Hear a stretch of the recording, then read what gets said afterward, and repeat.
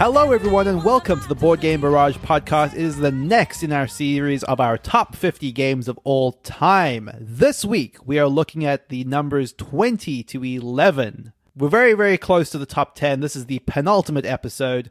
I love the word penultimate, by the way. Oh, what a good word it is, right? It has ultimate in it, but it has this weird pent in the beginning of it. It's like I'm speaking Latin, but I still use the word ultimate. It's awesome. You guys are weird. Every time you say it, it doesn't quite sound like you're pronouncing it right. But Exactly. You are. It's fantastic. This week on the show, if you've been joining us in previous episodes, you'll know that we have a peanut gallery that chimes in on all of our favorite picks. And this week is special guest. She has not yet had a chance to be a tank on the show, but we're going to have to correct that in the near future. Ambie of Board Game Blitz is joining us. We're going to hear her takes on our favorite games as they come up. But without further ado, let's get right into it. And I will cede the first spot because I am a gentleman to someone who is not me, Kellen. The order is going to be Mark, and then Neilan, and then Kellen. Mark, kick us off with your 20th game. My 20th favorite game of all time, I believe, was on Kellen's list. This is Imperial 2030. Here. There you go. Double crossover. Imperial 2030 is a Mac Gertz Rondel game. The primary gimmick with this one is that you are sort of like an 18XX game, actually. Now we have Ambie on the show. I know she loves 18XX games, but sort of like 18XX games. You are running these countries, trying to, while you are in power in these countries, you're trying to maximize as much profit as you can and then dump them when you've taken all you can out of them and they're a shell of their former selves and move on to the next country. It's a game where you are all sort of like the powers behind the nations and trying to manipulate the armies and build ships and build tanks and cause battles, but not for any sort of like nationalistic endeavor, just trying to maximize your own profit. It's a very cynical game in that way. I know Kellen has described it as such, but a game that is just very well constructed. I really like the Gertz Rondel model. He's a pro at it. He's an expert at it. So it's done really, really well. But I'm a fan of 18XX games, and I just like the idea of sort of managing a company, or in this case, a nation, while not necessarily playing as it. That's just an interesting aspect to the game that I really enjoy. So my 20th favorite game of all time is Imperial 2030. You should just call Rondell's Gertzes at this point. Sure. I'll be all I for love it. the Gertz in the game. Another word that I like saying, penultimate and Gertz. Gertz? Yeah, Gertz. My 20th favorite game of all time is Decrypto. This has moved up a notch into the top 20 this year. 20th best game, Neilan. I know. I mean, bet it's not even on your list, Kellen. I'm an idiot for putting it this high. Decrypto is the game that I often joke is going to eventually surpass Codenames on my list, and that may or may not be true eventually, but is not true this year. But Decrypto is very much in the same vein. It is a more gamery version of something like a Codenames, which also means it's a little bit harder to explain, a little bit harder to get to the table, and not necessarily something I would think to break out with family, like a Codenames. But I do think that for my taste, Decrypto is, while not as accessible, while not as approachable, is a game that activates something very different in my brain. The pressure of trying to find the perfect word that is not going to give away your words to the other team is what Decrypto is all about. It's trying to be subversive with your choices in order to give just enough information to your team without giving the game away to the opponents. Decrypto is my 20th favorite game of all time. My 20th favorite board game of all time is a social deduction game that has fallen out of my top 10 based on not having the friends to play it with. And that is... Excuse me? Excuse you? That is The Resistance by Don Eskridge. This is the try-hard social deduction game of choice. And I say that with all love, as I am the tryhard of tryhards. In The Resistance, you are... Who knows what you're trying to do, right? Like, you think you might be, like, trying to rob a vault. You could be trying... All you're doing is voting. And you're voting on who's voting, on who's voting, on who's going to be voting, on going on the mission. And then after you're done voting, then you vote again. Except by way of if you vote 5 times and nothing happens, then the bad guys win. Thematic. The Resistance is one of the best pure social deduction experiences that you can have. You can get a group that will only play this game, and then you'll see them at the back of the bar playing 30 rounds a week of Resistance, and they'll lose their jobs, but they'll be happy because they're still playing the Resistance in the back of that bar.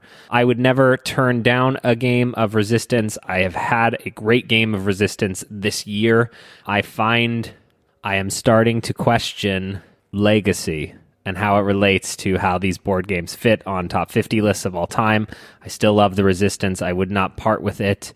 I do not like Arthurian Legends because I am a human and not a nerd. Thank you, my 20th, the Resistance. Yay, I'm excited to be commenting on these. And the first game, Imperial 2030, I have no comment on because I haven't played. But the other ones I do, Decrypto and the Resistance, those are both really good games. And they're actually in my top 100 list too. But I had Decrypto as number 12 and the Resistance as number 6. So I think they should be higher than number 20. Wow. I would not have pegged Ambie for a Resistance player. Yeah, me either. I feel like she's going to come in and shark us. Yeah. My 19th favorite game of all time is another in the Knizia trilogy collection. Sorry, Daniel, Longtime Sunshine on our Discord, but it is not Medici. It is Raw. Raw is my favorite of the Knizia auction bidding games. The thing I love about Raw is when you bid for a lot, you are using a stone that depicts a number from 1 to 16, and whatever you use to win the auction becomes part of the next auction. So there is a push and pull of, I've got the 15, I've got the 14, I've got the 16, I've got these big auction-winning tokens that I can use just to guarantee that I'm going to win the next auction. But if I do, I'm losing it and giving it potentially to another player around the table. What you're bidding on are different types of resources that can score you a point, and they all score in different ways. Some score at the end of the game if you have different set collection aspects completed. There's also the idea that there are these disaster tiles, because when you bid on a lot, you may be bidding on a lot that has disaster tiles, which will lose you tiles that you've previously acquired. There's a lot of different ways to score, but again, sort of like Modern Art, it is a pure auction game. So if you want like auction games distilled, I think Raw is the best of the bunch, and it is my 19th favorite game of all time. My 19th favorite game from all time is by another esteemed German designer, Mr. Uwe Rosenberg. It is Patchwork. This has creeped up 3 spots into my top 20 this year. I love polyomino games, and Patchwork is one of the best. It is so pure in its design and its focus. It is a 2-player only game where there's not much more to the game than just placing polyomino tiles onto your board. The thing that it cleverly does is it utilizes 2 core currencies. You have buttons, which you can use to buy patches, and you also have to spend time. If you've used more time than your opponent, then they can take as many turns as it takes to catch up. And you only have a very limited amount of time in the entire game. So balancing those 2 economies is everything. You're rewarded with buttons throughout the course of the game, but your time is only ever dwindling down. So finding the right time to turn around your economy and get a lot of buttons is key. And that is like more game than you would expect from a very simple tile laying game for like Patchwork. This is a game that's also extremely easy to teach to anyone. I took this home last time I was in South Africa, and I was playing this with my mum regularly. She loved it. They have a bunch of different new versions of this now. There's a Halloween version, a Christmas version. So whatever aesthetic appeals to you, you can get a version of Patchwork that will look great on your board game table. And I would recommend it to anyone that is looking for a game to play with a non-gaming partner especially. That is Patchwork, my 19th favorite game of all time. My 19th favorite board game of all time is the highest rated, only true and living Dr. Reiner Knizia game on my list. We played 2021's Witchstone and said, Which? Why don't you witch your way back into the closet and get out the game with which you were based on, Ingenious, the actually good game by the Dr. Reiner Knizia. Ingenious is a pass-the-time wait game a la cribbage or hearts or whatever it is that your family plays at the end of a game night, except it has just enough of the Doctor's twist to it to make it ever engaging. In Ingenious, you are scoring points in 5 colors, and your lowest color score is your score, which is fantastic. And what makes that so interesting is that you could be doing just fine, but be down one color, have only 1 point in blue, and provided that your opponent prevents you from scoring any more blue, you literally cannot and will not win the game. You are in blue debt, and there is nothing that you can do about it. And the game devolves into a cat and mouse attack game where you try to create blue opportunities on the board and your opponent denies you those blue opportunities. I love Ingenious. I love it at 2-player. I love it in 4-player in the team variant. If I had to get my collection down to 19 games, Ingenious would be the 19th game that I keep in my collection. I am always down to play the only true and living doctor's Ingenious. And yes, you are, my good doctor. All right, Mark. So Kinesia isn't really my favorite because I don't like a lot of bidding, but Raw is pretty good. So I'll give you that one. And for Neilan, Patchwork is good too. So I'm sorry, I just have good things to say about these games. I know you want me to be spicy, but it's hard. And I haven't played Ingenious, so I don't know what to say about that, Kellen. Sorry. Her favorite, obviously. Ingenious. I heard her say it. Not a Doctor fan. Not a Doctor fan, and yet a fan of us. So that's all that matters. My 18th favorite game of all time is the best named board game out in the world. No exceptions. There are no games. That's second place. The best one is this one because it was named after our show. It's Barrage. Barrage is another heavy Euro where you are fighting over water that is flowing down these rivers to power your constructions. It's also a sort of a shared infrastructure game where you're not using up the water that's running down the rivers. You are just using it and letting it pass through as it goes down. There are two huge aspects of the game which I love. The first is the fact that when you're deciding to build a building or some sort of unit on the board, you're not paying any resources. You don't pay to buy it. What you're doing is you're putting it on this wheel on your board, and every round you spin the wheel, and once the building gets spit out is when you actually build it. So it's like sort of a time tracker, but done sort of cleverly with this like spinning wheel. So you're spending time rather than resources, and it's just an aspect that I enjoy. But the second is the bigger aspect, and the thing that I really love about this game is the aforementioned sort of water. The water powers all the buildings that you're building. And it's where you score points. It's sort of like the center of the game. And it's an invaluable, as you might guess, resource. Everything runs on this water. You score points based on the water. Everything hinges on the usage of the water. And you can be really mean with the way that you allow it or stop it from passing down the board. You score more points if you have like the hydroelectric dams and the power generators lower on the board, but you have to make sure that you're going to get access to the water that travels down. So it's a game where you can be extremely, extremely mean. You can see your opponent building up this wonderful infrastructure in a spot and just make it your mission to dry them up, just to make sure that no water gets there. And it's just that brutality of it that I just enjoy so much. Barrage is just a very cutthroat, heavy Euro that does a couple things in a very interesting manner, and I just love it. It is my 18th favorite game of all time and the best named game of all time. My 18th favorite game of all time is Rising Sun. This is the second in Eric Lang's so-called mythology trilogy of Troops on the Map games that started with Blood Rage and has now just concluded with Ankh. This is a Japanese mythology themed game of big monsters, and the premise of the game was supposed to be that negotiation is baked into its core.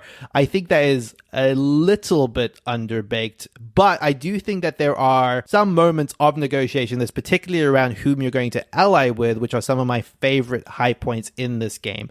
The jostling for the player that is perceived as being in the lead, and the negotiation and the trading that happens to try get an ally with that person, whether or not it is intended purely or whether because you intend on backstabbing them at some point in the round. That sort of like jostling for allyship is so key to Rising Sun. You layer on top of that these sort of diverse monsters that have all these crazy different effects, and I just love the way that any given game of Rising Sun feels completely different from another one. This is slipping down slightly purely by lack of play. If you had asked me last year, or a couple of years ago, I would have told you that I had hoped that Ankh would have been the game to supersede this. I don't think that is going to be the case based on my plays of Ankh, but I also know that Rising Sun is losing favor in the group that I usually play it with. So I'm not convinced I'm necessarily going to get that many more plays out of it, but I still love it and wish I could play it a lot more. That is Rising Sun. My 18th favorite board game of all time has slipped out of my top 10, but it is still one of the best party games of all time, and that is Time's Up Title Recall. Time's Up Title Recall is a game where you are coming up with clues when you can say whatever you want and mime whatever you want. But then as the rounds go on, you use the same words that you already made up clues for, but you are being increasingly restricted by the game in terms of what you can project to the other players. In the second round, only being able to say one word, and in the third round, being able to say nothing. Time's Up Title Recall shares a lot with the modern phenomenon, which is TikTok. And by that, I mean the jokes that you make are carried forward by other players, and the jokes become meta jokes as you realize what they are bringing to the table that has been brought to the table either earlier in that round of the game or even in previous games. But every time someone sticks their finger in the air, that means the word dirty for no reason at all, but everyone knows the joke, and that is part of the fun. You are investing in jokes that pay dividends later on in the round. There is no game where you laugh more than when you are playing Time's Up Title Recall. Our group is probably the world's most competitive Time's Up Title Recall group in the world. I would say we will scream at each other and take that point back and over the line from the Big Lebowski. If anyone dares to try to go against the rules, I will get irate. I know these two will get irate. Time's Up Title Recall, just a lovely board game. I haven't played Barrage because it's relatively new, right? Well, anything 2019 or later is relatively new to me. But maybe I should play it if it's this high on your list. Or maybe I shouldn't, depending on the rest of your list. And Rising Sun, I also have not played, but I don't think it's my type of game. But I do appreciate Neilan's jumping between types of games here, from Decrypto to Patchwork to Rising Sun. And Kellen, Time's Up. I do like Time's Up, but I like Monikers better. They're pretty similar. And actually, Monikers was my number 18 as well. So we basically kind of matched up there. So that's awesome. Kellen wins this round. Winner. I will accept winner. You know, it's funny. I don't think I know anyone who actually prefers Monikers, who actually has played both and knows the difference between them. So that's interesting. My 17th favorite game of all time will share a lot with a game that I mentioned on the last episode. This is PAX Renaissance. So this is my second PAX game and last PAX game on this list. But it shares a lot with PAX Premier.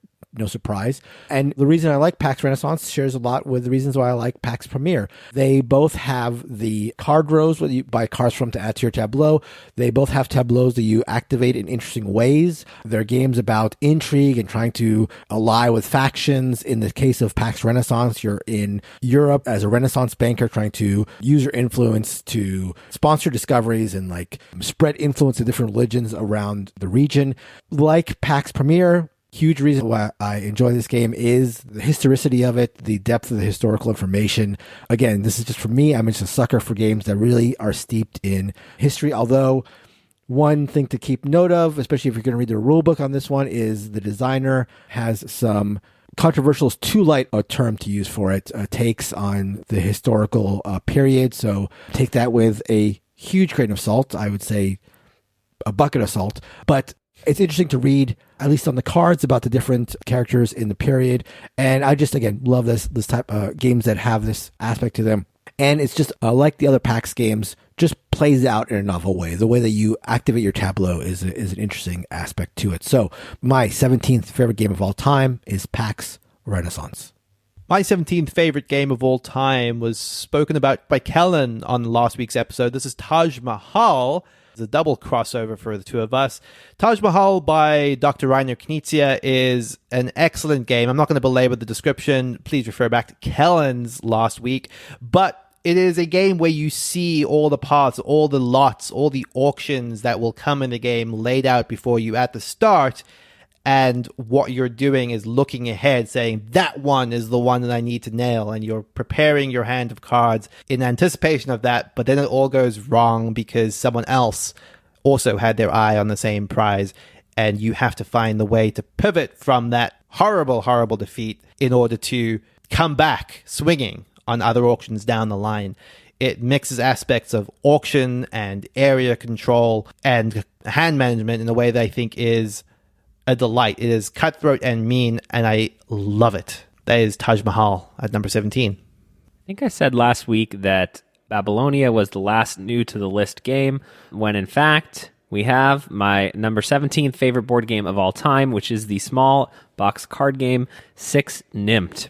I believe this has just been one of those games that has never made the list because I've never thought about it before Neilan's looking at me questioning again. That's okay. No, I was as shocked as you were. I was looking down your list, being like, "Hey, has this really not been in your list previously?" And I guess it's not. No. 6 Nimmt is a very straightforward game where everyone plays a card simultaneously. I think it goes up to 8 players. They are all revealed together and then put into rows where you are trying to make sure that your card gets played but doesn't bankrupt a row. If it is the 5th card in that row, it busts. And you must take all those cards, and you are losing out and scoring points based on the amount of bowls that are on the cards. This is a game that many will say is just random, but many will get got when I play them at 6 Nimmt. The designer, like Wolfgang Kramer, designed 6 Nimmt. Okay, what does that tell you? Designer good. Designer of El Grande, Princess of Florence, Tikal, and many other amazing games. 6 Nimmt is a lot of game in a small box. Kind of that party card game that works really well for me personally as a good game night ender or a game night starter, where there are actual decisions being made, but you're also there for the laugh and there for your friends. 6 Nimmt, my 17th favorite board game. Ooh, this round is a lot of older games, and I've played them all. I'm also not a big fan of any of them. So I guess you all lose this round. But yeah, PAX Renaissance, too much cards and area control for me. I don't like area control. Taj Mahal was okay, and 6 Nimmt is okay, but I just prefer other games usually. So I guess there are no winners this round, but maybe Mark's the loser? Oh. Well, that's spicy. She said she was going to be spicy. She's plenty spicy. You know what? If I wasn't going to win, let me be the clear loser. I'm fine with it. At least you remembered. That's right. Exactly. Exactly. Like my game was just okay, and it was the longest okay I've ever heard. My 16th favorite game of all time is Archipelago. So, first thing to note is it's got a problematic theme where you are playing as colonialists, basically exploiting the land that you discover and the natives on it. So that is a big issue with it, and if it puts you off, I totally get it. However, Archipelago is basically it's a solid Euro with an incredible method of adding a semi-co-op aspect to it. It's got everything you'd want in a Euro. It's got really interesting market system where you can sell to the domestic market, you can sell to the foreign market. It's got a resource management, resource gathering. It's got buildings you can build. It's got all that done really, really well. But the thing that sets it apart is that at the beginning of the game, each player will be dealt one of the final scoring methods. So everybody will know one way that the game will be scored at the end of the game.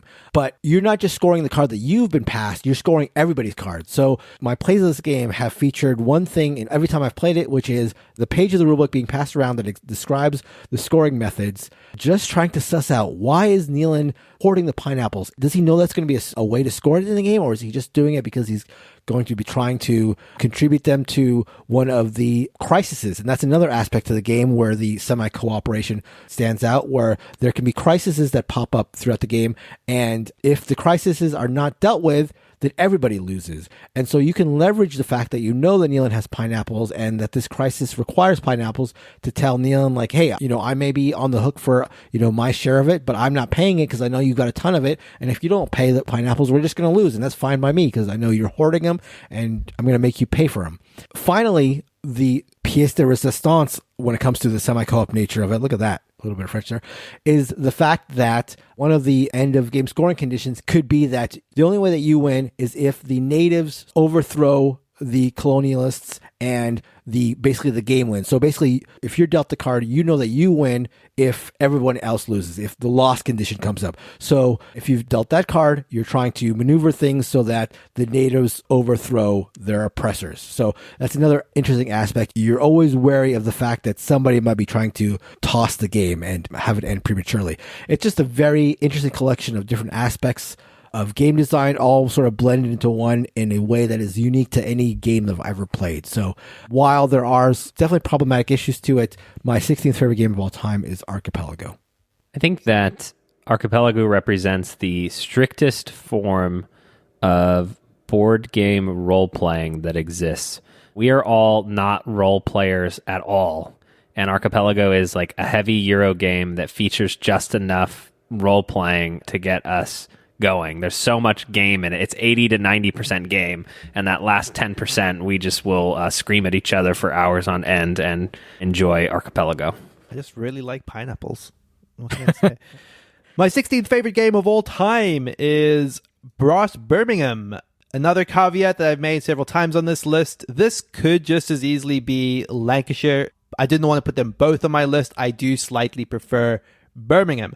Birmingham is a game by Martin Wallace. Is a heavy economic game of creating industries throughout England where you are sharing your infrastructure with other players. If you create a coal or a iron repository, that coal, that iron can be used by other players. Often you want that. You want to position your coal and your iron so that it does get utilized, because if it all gets used, you flip it over and it's worth victory points.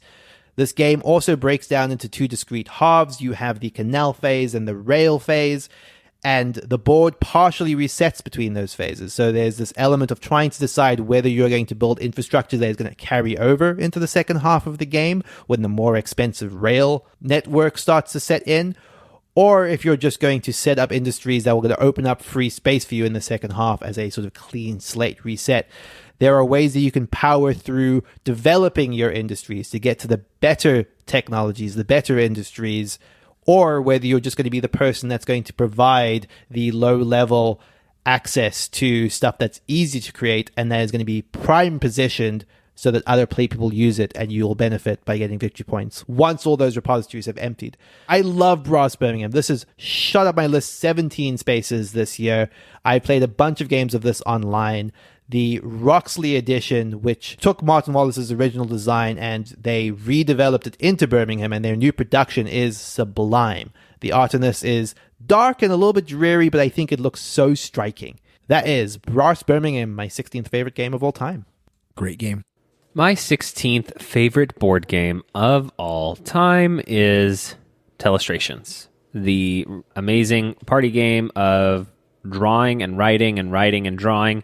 You will get a clue, you will draw it, you will pass it to your neighbor, they will write it, then the next player will try to draw it, and back and around it goes until it gets back to you. And the best part of Telestrations is the fact that you get to check the receipt. You get to flip through the book and put everyone on the spotlight and say, why the hell did you draw this stick figure man without an arm when he is supposed to have an arm? And then I say, I don't know, I didn't have time to finish the drawing. And then you'll argue incessantly. How could you think that looks like a kitchen stovetop with griddle? That looks like a person at an exam table. The sheer delight and reveal moments that Telestrations provides are unparalleled. This game Unfathomable? They are. Well, aren't we fathoming them right now? That's true. I retract my previous statement. Okay. This is one of the only games I was lugging that 12-player party pack back and forth, Los Angeles to my hometown, Los Angeles to my hometown, Los Angeles to my hometown. You know what I did? I bought it, and I stuck it in a drawer. My mom doesn't know where it is in her own house. I pull that out every Christmas. We play Telestrations. I'm excited to do it again this year. You should play Telestrations if you have not. The boxed copy is not necessary. You can just play with paper, but it is nice. It is nice to have the whiteboards. It is nice to flip and flip and flip and pass and flip and pass and flip and write and draw and then check those receipts. Telestrations, my 16th favorite board game of all time. Mark, I really thought we would overlap more, considering the list leading up to this, but Archipelago is another meh for me. I think it's more area control. And Neilan, Brass Birmingham is pretty good, I think. I've only played it once, but yeah, I enjoyed it. And Kellen, Telestrations, that's a really fun one. So I guess Kellen wins again. I love the party games. Yeah. I don't like this. I thought Ambie would have me winning a lot of these, but I'm striking out left and right. But I expect big things with my number 15 favorite game of all time, which is an 18xx game. And I know Ambie is a big fan of 18xx games. If you're interested in 18xx games, she has put a bunch of really good videos out, including a great introductory teach for 1830. But this isn't 1830. This is 1846, the Race for the Midwest. This is designed by Tom Lehman, he of Race for the Galaxy fame. So I talked in the previous episode about City of the Big Shoulders being the game on the spectrum between Euro and 18xx game that was sort of in the middle but leaning toward Euro. 1846 for me is the game that is in the middle but leaning toward 18xx. It's much more clearly an 18xx game. It's got the stock market. It's got the map on the board. It's got the companies you control. But the reason why it drifts into the Euro aspect is 18xx games fall into two major categories. One's where stock manipulation is a big part of it, and one's where running companies well is a big part of it.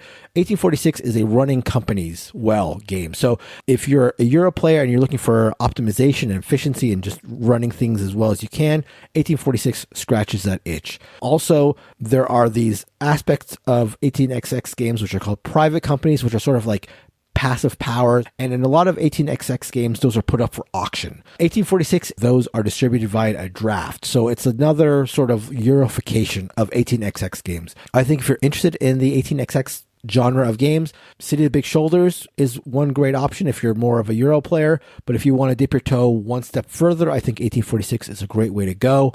Ambie, come on, you got to have me win this round. 18xx players unite. My 15th favorite game of all time, 1846, The Race for the Midwest. My 15th favorite game of all time is born out of a lifetime love of murder mysteries, whether that's in TV shows or films or books.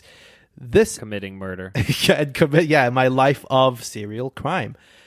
This is Watson and Holmes, and I think the core twist that makes Watson and Holmes brilliant is changing what most games make a cooperative experience into a competitive one. You are different cohorts of Sherlock Holmes racing around the city trying to solve the murder by different routes. You might go to this location, you might want to go to this other location, but you are auction style bidding on those locations. So there's a little bit of jostling for what you think the most valuable places in the city to go to are. And when you get there, you get to read your own private card that no one else gets to read, and then you get to decide whether it's important enough to lock other players out of. And that creates the second wave of tension through the game. Kellen used his police token on this location, locking it down. Is it actually important? Is that a bluff? Should I spend my extra tokens to go there? Is it just a red herring? I won't know. I might end up going to a different location and finding a way to solve the mystery through a different route entirely. And that's one of the things I love the most about this, is when you get to the end of the game and you start to piece together how everyone else got their parts of the puzzle, you start to see how brilliant the structure of this game is, how there are multiple webs that all weave to the same solution, and people can find different routes through the city in order to get there. That is Watson and Holmes, my 15th favorite game of all time. I told Neilan he'd made a critical blunder when he picked Decrypto as the 20th best board game of all time, and that's because it's the 15th best board game of all time, Decrypto. You idiot. You dummy. Decrypto is the, as Mark would say, soup du jour word game. That is my catchphrase. What was it again? Pièce de résistance? Yeah, pièce de résistance. Say it slowly for me. Pièce. Pièce. Pièce. Pièce de resistance of word games. Supplanting, not the soup, but the pièce de resistance of word games, beating out Codenames. Decrypto is a game where you have to diversify your clues. So you are increasingly diversifying out how you relate to a single word with new ways to relate to that word that won't relate back to the other words that you've given. And it encourages a style of thinking that I just don't get with any other small party word game. I love Decrypto. Many, many arguments over games of Decrypto and whether something is a valid clue. Don't be a tryhard like me. Just play Decrypto. Enjoy the game. You should definitely try Decrypto if you have not. Ooh, Mark, if you were thinking putting an 18xx game on here was gonna help curry favor with me, you picked the wrong one. I'm sorry, but 1846 is one that I actually don't really like. Hopefully you have another one higher up on this list, or is this going to be like one of those where you just say 18xx and this is the one that you say? I don't know. But yeah, sorry, I can't agree with you there. But Decrypto, yes. Kellen, Decrypto. This is more where it should be, I think. And Watson and Holmes, I have not played yet, although I do want to try it. I think I've won 3 in a row. Oh my God. Can't even win with an 18xx game? Oh my gosh. My 14th favorite game of all time is a game that many consider the first worker placement game ever. This is a Splotter Spell. Kellen, can you give me the correct pronunciation of that? Boos? No. I appreciate that, but also the designer or the publisher. Splotter Spawn? There you go. Perfect. I love it. This is Bus, or Boos, as Kellen pronounces correctly. This is Splotter's early worker placement. Again, many consider the first worker placement of all time. A couple aspects that I love about this game. First is the sort of a dominant species-esque worker placement board. So the worker placement board is fixed.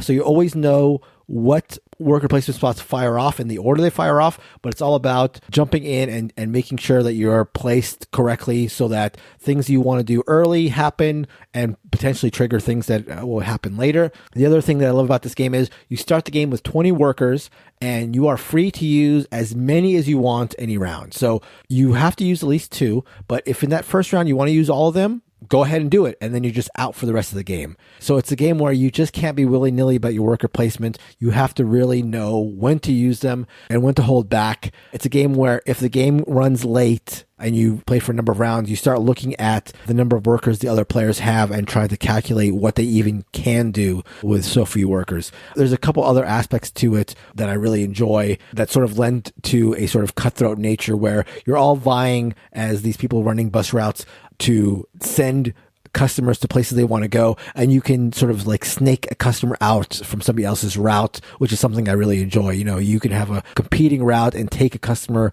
that one of your opponents was counting on. There's also this crazy time control thing where one of the worker placement spots is affecting the time-space continuum. I'm not going to get into it because it's a crazy aspect, but it really, really works very well.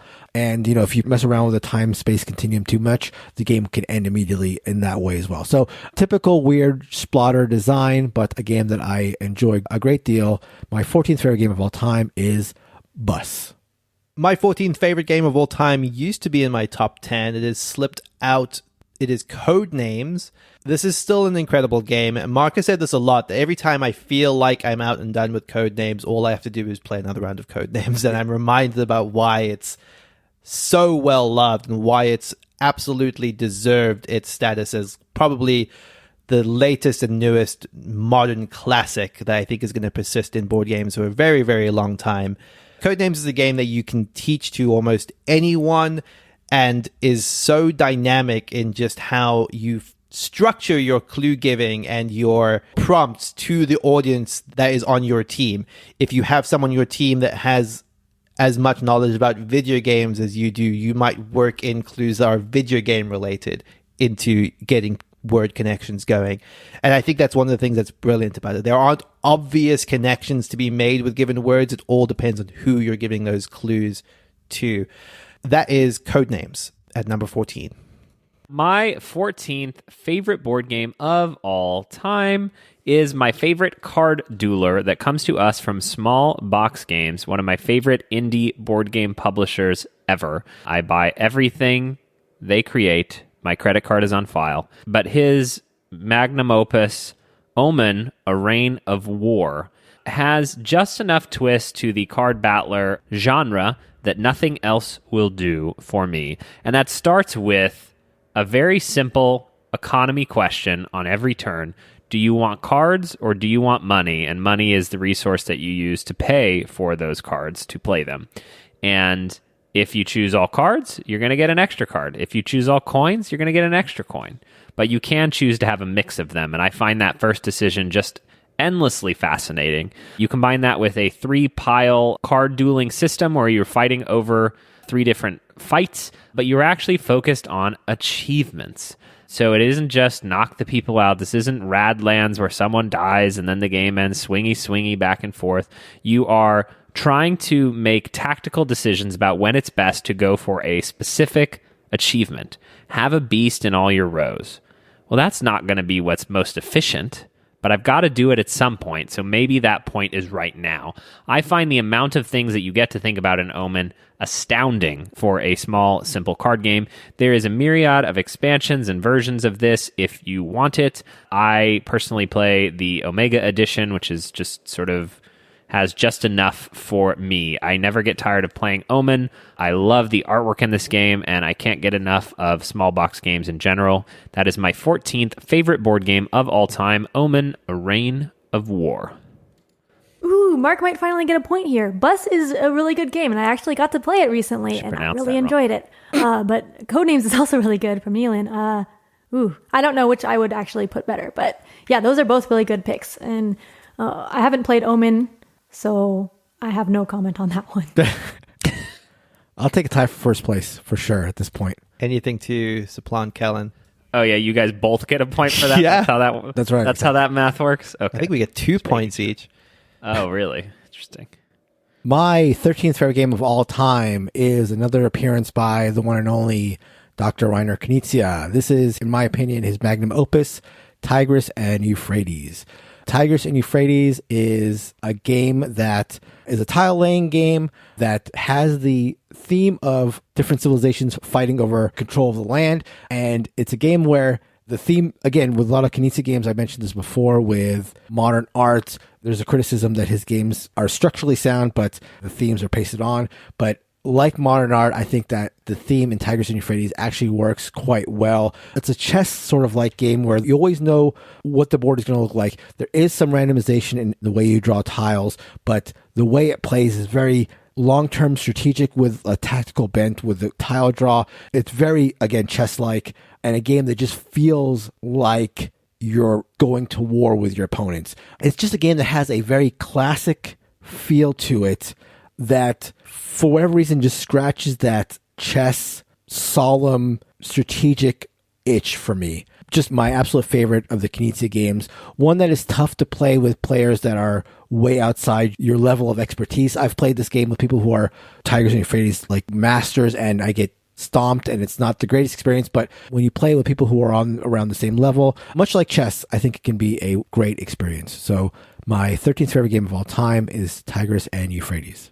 My 13th favorite game of all time is Alchemists. This is a game of deduction where you are alchemists and you're trying to create potions, but you don't know what the ingredients do at the start of the game. So part of the initial half of the game, and honestly throughout it, is trying to figure out what these ingredients do. You take 2 of them, you combine them, you put them into the app, and the app tells you, this made this type of potion.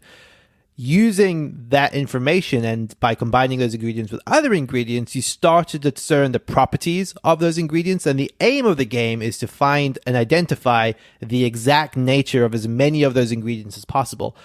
It combines this with a really, really tight worker placement game, which is better than it has any right to be. This could just be a deduction game all on its own, but the worker placement, this is really solid. You don't have that many workers to utilize, and trying to find the optimal turn order and how much you're willing to spend on turn order in order to place them at the exact right places before other people use up those spots is crucial. Because if you don't do that, you might not get ingredients. You might not be able to sell ingredients. You might not be able to test your ingredients, or you might not even be able to publish anything that you discovered. You can't do all of those things in one turn, but you so desperately want to. The publishing layer itself is just a stroke of brilliance, where you are trying to publish early, but there is an element of risk to that. You might not know everything about an ingredient. There's an element of push your luck and maybe even a little bit of bluffing and deception. I'm going to publish a paper on this ingredient, and this is what the property of it is, And you might not be exactly right, or you might be hedging your bets a little bit, but that might be just enough to throw up the logic deduction of other people that choose to trust you on that. So many cool elements to combine together in this very, very novel, very neat game. Alchemists, my number 13. Play Zendo if you actually want to learn something. My number 13th favorite board game of all time comes to us from Classic Carl. Classic Carl Chudiak is the master of cards, specifically multi-use cards, and this is a double crossover with Mark, the smarter of my two co-hosts. Glory to Rome, a game that will melt your brain if you set it out and just start to learn it, and you say, wait a minute, the card can be that? And that? And that? What? Glory to Rome is the older, more reserved brother of the flashier Innovation, where you are building card combos in Rome, and those cards have ridiculous powers on them that are slowly but surely breaking the game until someone wins by breaking the game.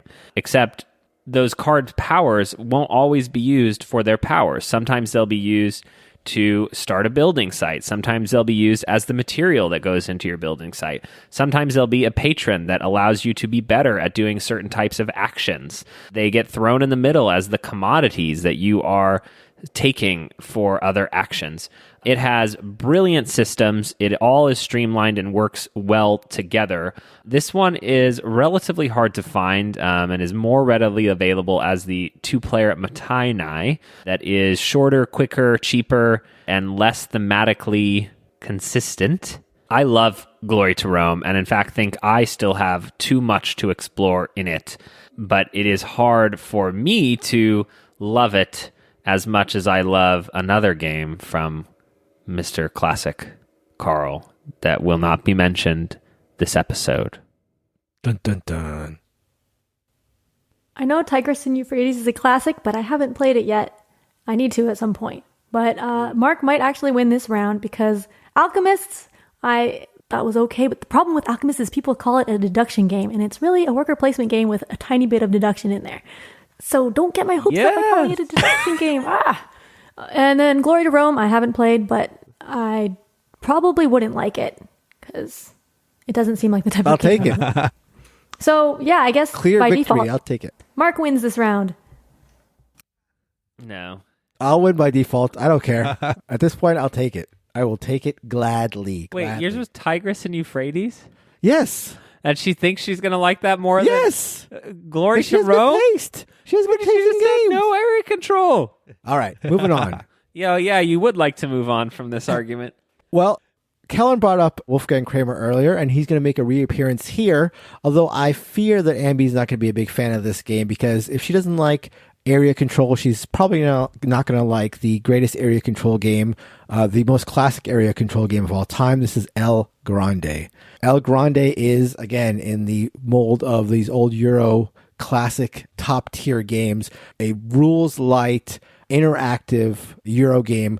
As I mentioned, it is, in my opinion, the greatest pure area control game. The crux of this game is the power cards. So you're going to start the game with cards numbered from 1 to 13, along with all your opponents. And every round, you are going to select a unique card. So if you select the 3 card, your opponents cannot select their 3 cards.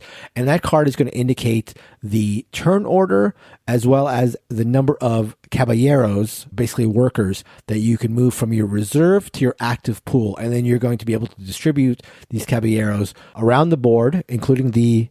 Kellen, can you give us the pronunciation of it?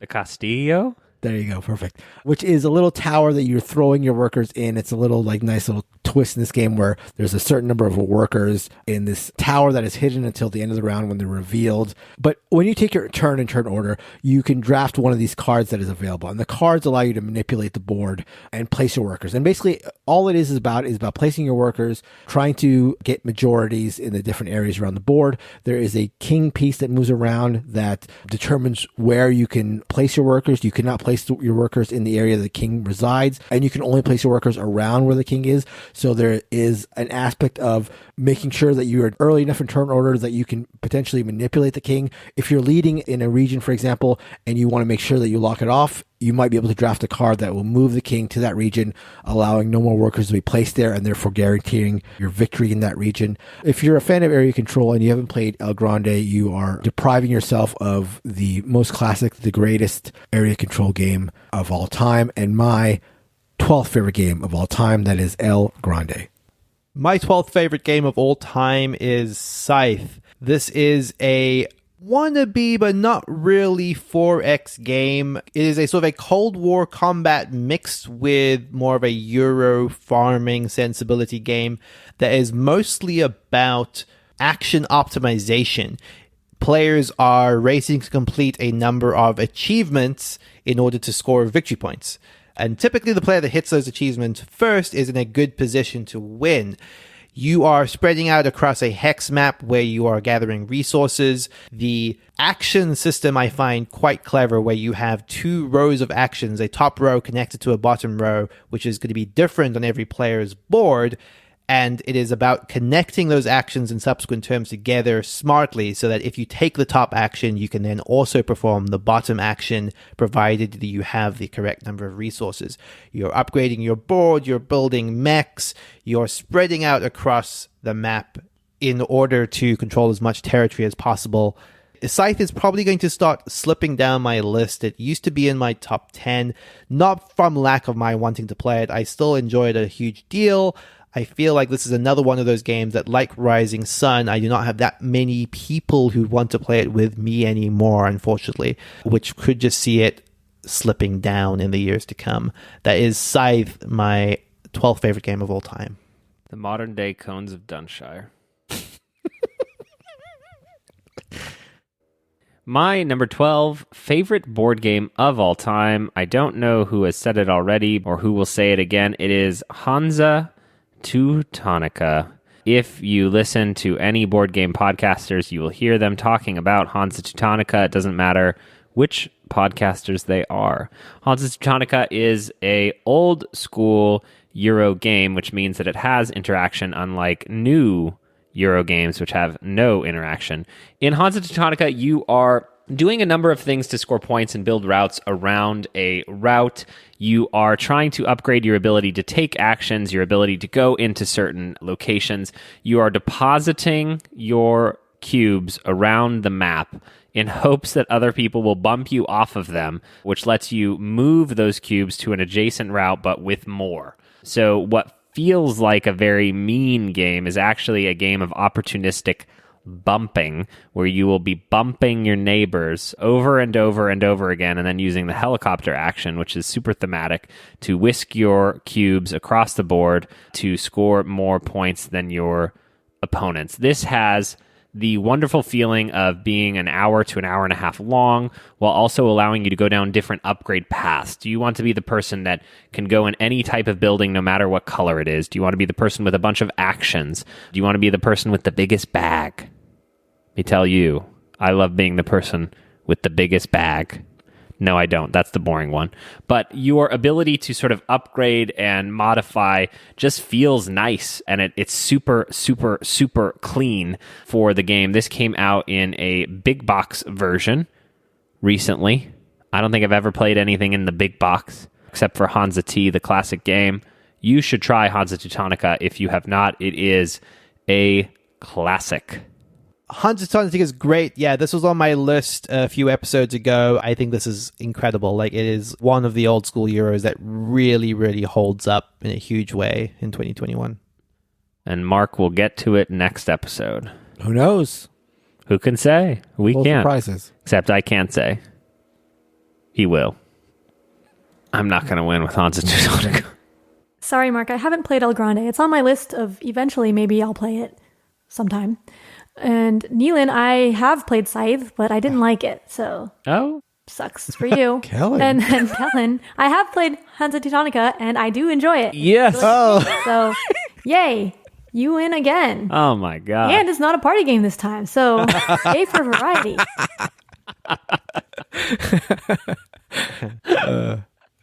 That's great. All right, well, I'm hoping that I can win the last round with another train game here. So my 11th favorite game of all time is Age of Steam. I was thinking about Age of Steam, and it made me think of something Kellen brought up earlier about TikTok. What's that? TikTok. TikTok, right. It made me think of TikTok. Obviously, it's the natural thing to think about when you think about Age of Steam. No, Kellen brought up something about where 18xx players and cube rails and where the intersection is there. And I don't know if there's an intersection between folks who like 18xx and folks who like cube rails. I mean, there definitely is going to be some with in terms of the tile placement and that spatial aspect. But I'm starting to think that maybe Age of Steam is more of the intersection. If you like cube rail games, maybe the next step up is Age of Steam, because Age of Steam, while it does share a lot of stuff with 18xx, primarily the map and the track laying, that's pretty much where it ends. You're not managing money in your own company in the way that you do with 18xx games. There's not the stock manipulation that there is with 18xx games. There is a stock aspect, but all it is about funding the company that you're running. And like a lot of other Martin Wallace games, it's all about going into debt. So the stock market is basically a form of going into debt to raise funds now that you have to pay round to round. But what it really is, and what you see in cube rail games, is all about laying track and also delivering resources. So this is in some ways could be thought of sort of as a pick up and deliver game, getting to resources and getting them to places in the way that cube rail games often do.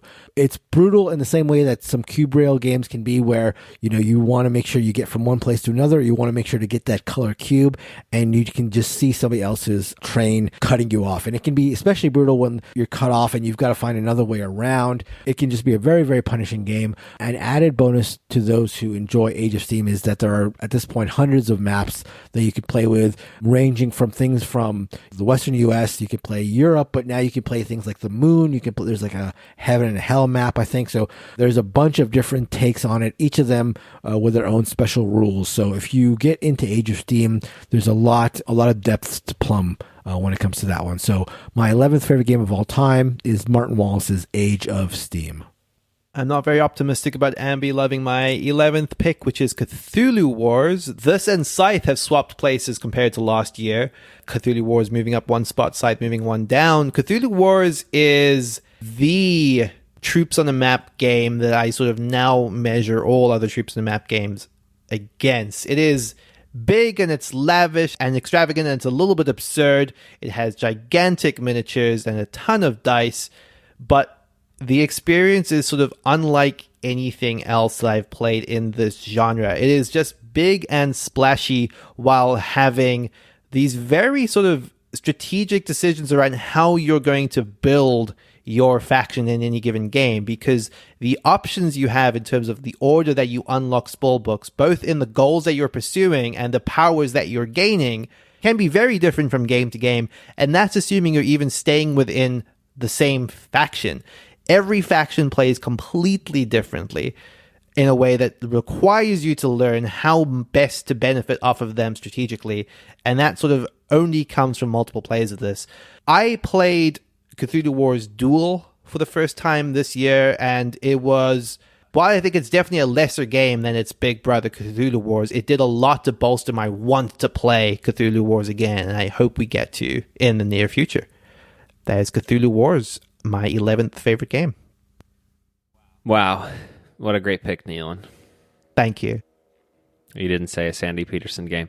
The 11th best board game of all time has fallen out of my top 10. And again, we talk about legacy. That's all we talk about. Who would remember me if I died? What is a legacy? The 11th best board game is Coloretto, a fantastic card game for simple days and even simpler nights.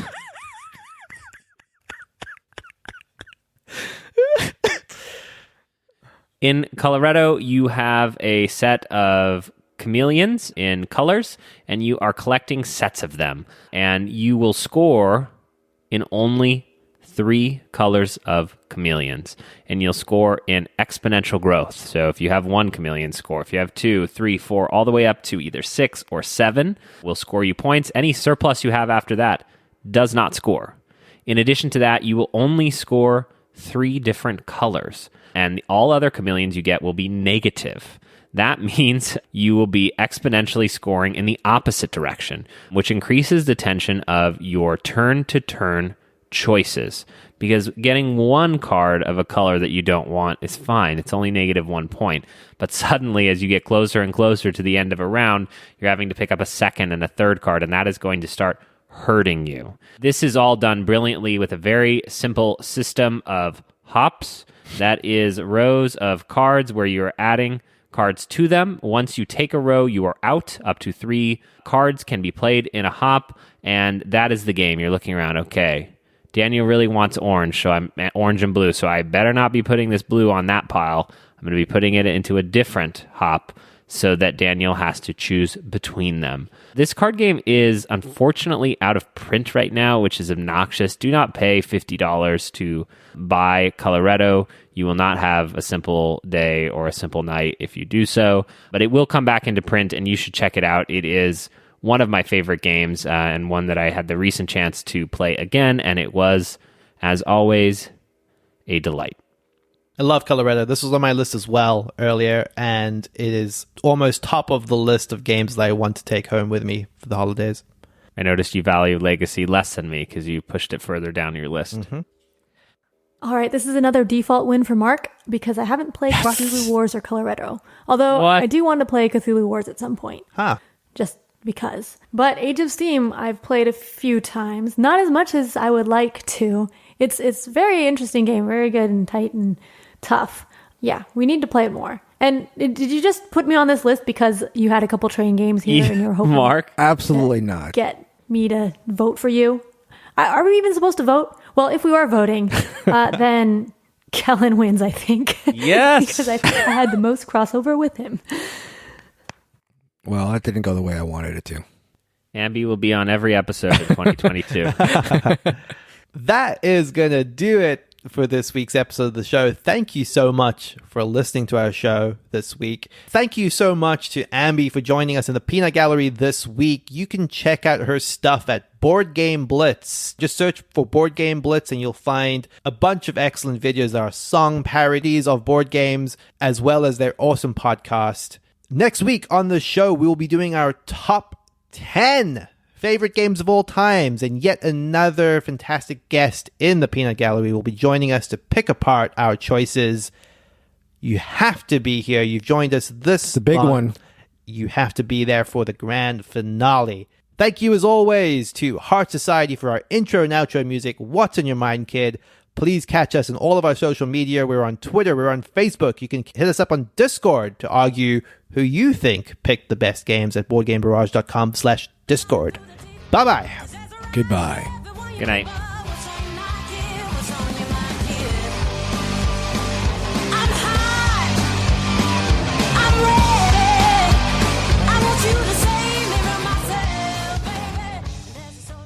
Neilan, you're looking at me like I'm crazy. Am I crazy? No. Okay, great.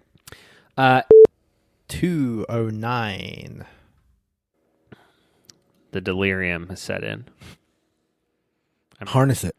Okay, ready. What do you think I've been doing for the last 3 hours? I'm just encouraging it. I'm ready. All right, my 14th favorite game of all time. Some call the first worker placement game. 14th, yeah, sorry. No problem. I was trying to help, and I just derailed.